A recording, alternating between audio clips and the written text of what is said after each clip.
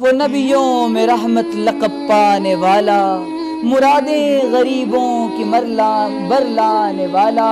وہ نبیوں میں رحمت لقب پانے والا، مرادیں غریبوں کی برلانے والا، حرا سے اتر کر سوئے قوم آیا۔